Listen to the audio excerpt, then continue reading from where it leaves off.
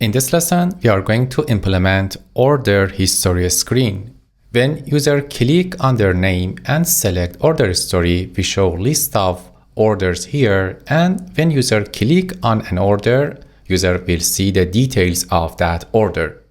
To get the source code of this lesson, go to the repository and in the comment section, find video 31 and its fix to compare your code with mine. Let's get to code. Here's the plan to display order history. Let's start by creating order screen. In the frontend folder, rc screens, right-click new file, order history screen.js. Like always, type rfc and press tab to create the component.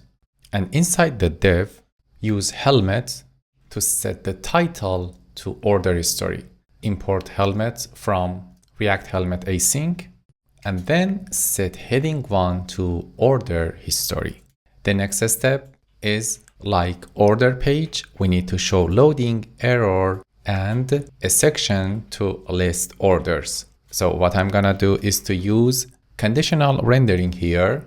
If loading, show loading box. If error, show error box. And if it's time to show the list of orders, create a table like this.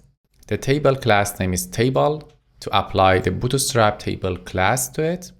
And we have thead, and in the header of table, we show ID of order, create the total price, paid status, deliver status, and actions. Then create table body section after table header, and then close the table. Save the file to format your code. In the table body, we need to render orders. But before it, let's get rid of issues here. Import loading and message box. Then get user info from the context. Like always, we use this code. Use context is coming from React. Store is coming from ... /store. And the user info, we will use it in the use effect. After that, get the navigate from use navigate. Use navigate is coming from React Router DOM. And then define the use reducer right here. Use reducer is coming from React, and it accepts a reducer, and default value for loading data and error message is true and empty string. What we want to get from this reducer is the loading, error, and orders. Let's define the reducer like this. Above the order history screen component, define the reducer. It accepts state and action, and in the switch case, we check the action type with fetch request. If it's fetch request, show loading to true. If it's fetch success, set loading to false and fill the orders with the data from backend. And if it's an error, set loading to false and fill the error message. Good. The next step is gonna be defining use effect. Define use effect like this and import use effect from React. Don't forget to set the dependency array for it. In the use effect, define fetch data function. Here is the fetch data. And what I'm gonna do here is to dispatch this action, fetch request, because I'm gonna show a loading message before sending AJAX request. Then create a try catch like this and import Axios from Axios like this.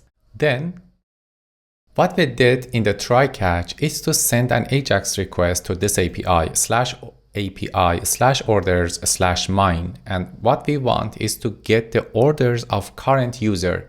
To get the current user, we set the headers and authorization, and the bearer is the user token. So we get the user in the backend and get the orders of current user and return it to frontend.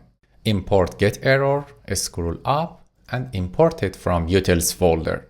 So after defining fetch data, it's time to call it like this. And to get rid of warning here, pass the user info because we use it in this function. Save the file to format your function and then go for the table body. Find the table body here and use order.map to render orders in the screen like this. Define a TR, and inside TR, the first column is for order ID. Second column is for create at.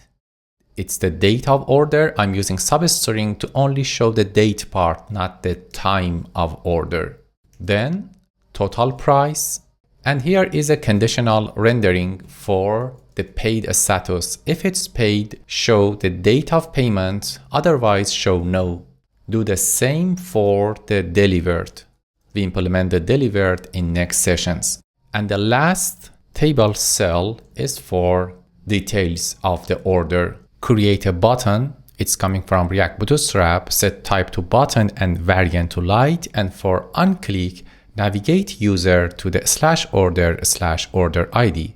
We already implemented this page. The title of this button is details. Scroll up and import it from React Bootstrap. Save the file, and that's it about the order history page. Let's go to the order routes and implement the API for mine.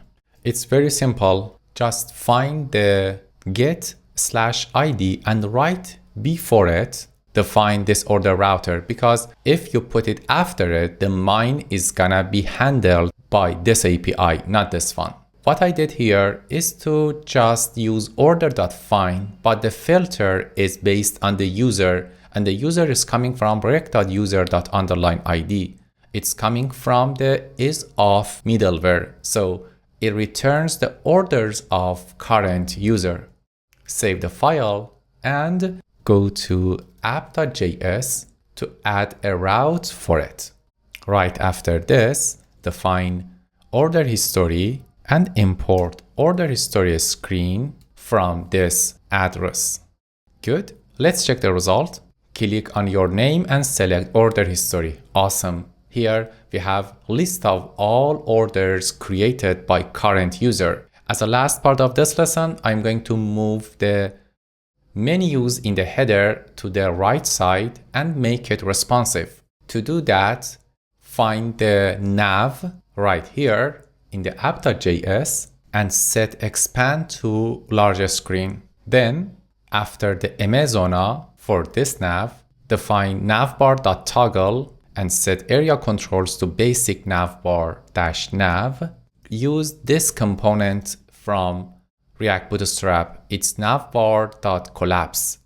And the ID is exactly to the ID here. So this one is a hamburger menu, and when you click on it, content inside this will be rendered. What I'm gonna do is to pass the all content in the nav inside it. Find the closing nav, scroll down, and right after that, put the closing navbar.collapse.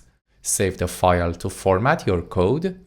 And for the nav here, add these classes to make it right side align.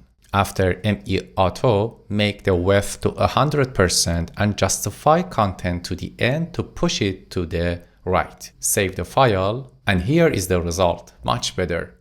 If you right click and click on inspect, and then click on toggle device, then you have this beautiful hamburger menu here, and if you click on it, it works.